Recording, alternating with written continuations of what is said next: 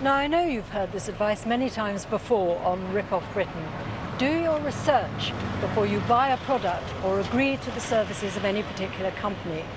One simple way of doing that, of course, is to take a look at the reviews you'll find about them online. Can you actually trust what they say? Because I'm sorry to say there are some companies out there that are actually paid to write fake good reviews for businesses, pulling the wool over your eyes in the process. Online reviews can play a crucial role in almost everything we buy. So much so that it's reckoned 54% of UK adults now read what previous customers have had to say before deciding whether to hand over their cash. And as much as £23 billion a year of our consumer spending is thought to be influenced by the opinions we've seen online. An online review can make or break a product for me, as simple as that. It's a yes or no.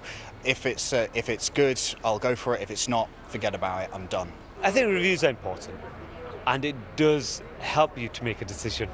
It really does. If they seem to be genuine, unprompted, unmanipulated online reviews, then I take them seriously. So I read through lots. If the reviews are around 65–70% good, yeah, I'd go for it. I do feel sorry for the odd bed and breakfast who get somebody grumpy who's just had their egg boiled too hard and then writes some big rant about it, because you know there are crazy people out there too that will get very, very annoyed at very, very little. But it's been estimated that as many as 1 in 5 online reviews are fake, and that businesses have been either writing glowing reviews about themselves or getting someone else to do it for them. So would knowing that dampen any of the enthusiasm we've just heard? That's disturbing. I would say that I'm only partially surprised. I know that there's been a lot of talk in the media about people who are paid to go and write positive reviews of things, but I didn't realise it was quite that widespread. Ah, see, I didn't know that. Is that true? Knowing that fact has definitely shaped my opinion on how I look at reviews now, and I would definitely look at them in more depth than I would have done before. So when you say fake, would you mean the companies probably themselves are putting the good reviews on there? Yeah, I could believe that, I guess. I mean, 1 in 5, that's quite a lot, that. In fact, generating fake reviews is now a business in its own right. After a quick search online, we even found companies advertising jobs for people to do it. For example, take this ad, which we spotted on a website offering opportunities for freelance work. Though it's not asking you to write the reviews, it's clearly seeking someone willing to post a stash of them, as if from genuine UK accounts. The website where the ad went up told us this was a clear violation of its terms of use. But clearly there's quite a slick operation behind some of the reviews we might assume are from real customers. So, if it's true that such a big chunk of the reviews we come across are fake, how are you supposed to tell which ones are genuine and which you should take with more than a pinch of salt? Well, on some of the most familiar sites, you can't. It's usually the case that anyone can post a review, regardless of whether or not they've actually bought the product or stayed at the hotel in question. So it's here that the fakes tend to be hidden, amongst the genuine reviews. Any member of the public can just go onto that review website and write a review. And what happens is really ill-informed retailers and brands then think that actually if they go on and write a review about their own products, a positive review about those own products, then that's a fake review, but that will help drive sales. And on some occasions, they'll even go in and write fake reviews and negative reviews about competitors' products, which will negatively impact their sales. Richard Anson is the founder of a company called Revu, which works with big-name companies to gather real reviews about their products, direct from customers. Richard says that means all you'll get is genuine feedback, whether it's the good, the bad, or the ugly. As a consumer, when you see that review sign, you know that that content can be trusted. That's the key thing. And why do you know you can trust it? Because that content is from a confirmed purchaser, and it hasn't been manipulated, so it's impartial. Revu was conceived as a business idea when Richard was doing a bit of online shopping. I was looking for a digital camera on the web. This was 10 years ago, so the world was very different. But but I found it very difficult to know which reviews to trust. You didn't really know whether the content had been written by a genuine consumer or been written by the brand itself in terms of promoting it. And so out of that came Revu, really. We're an independent business, so our content is served up separately to the brand or retailer's website, so they can't manipulate that content. Over 100 companies such as Virgin Media, British Gas and Toshiba have signed up to Revu, and the journey to publishing genuine reviews starts when a consumer buys a product from one of them. Edwin Boss from Revu explains how it works.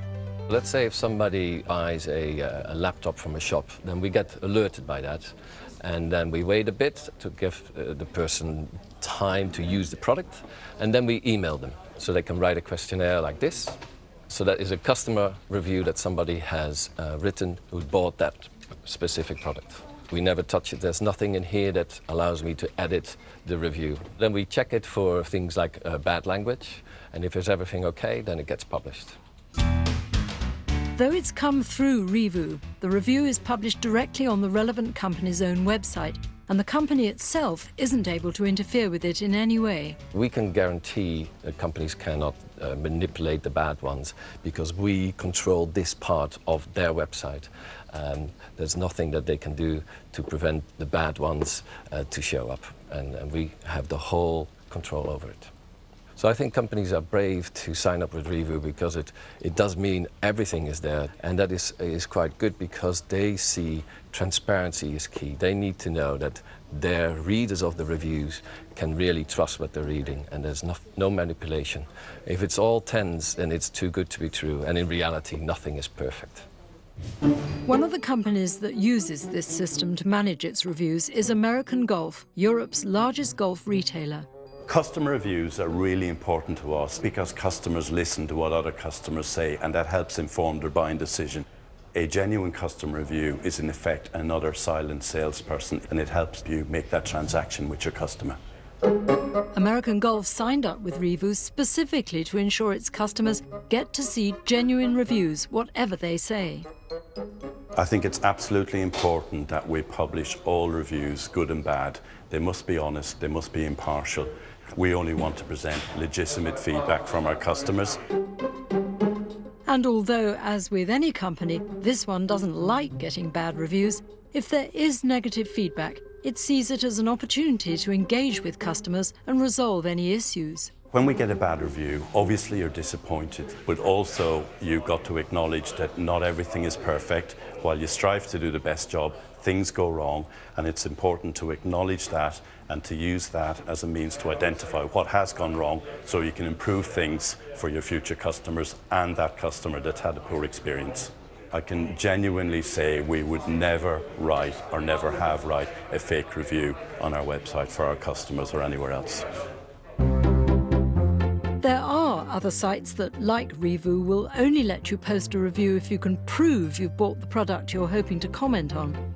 But Richard has some advice to help you suss out which of the reviews elsewhere may not be so genuine. The first thing is if you're on an open review website, so it's the website out there where anybody can write a review. So if you see an indicator on a website saying write a review, then you should be buyer beware, because that content may be fake or may be manipulated. The second tip would be if the English is too perfect, it may be written by the marketing department. So most genuine reviews have grammatical errors. You and I, consumers, will write them quite quickly. The third thing is if they're too positive, so they're all good, it's too good to be true. And the last thing is if you see in the list of reviews the same name appearing too often, maybe it's the surname or the first name, sometimes fake reviews can be a bit sloppy in that. That said, the caveat overall is I think these days it's much harder to spot fake reviews. The people who write fake reviews have got much better at writing them, and so really if you're using an open review website, you need to be very cautious, I think, as a consumer when you're reading that content.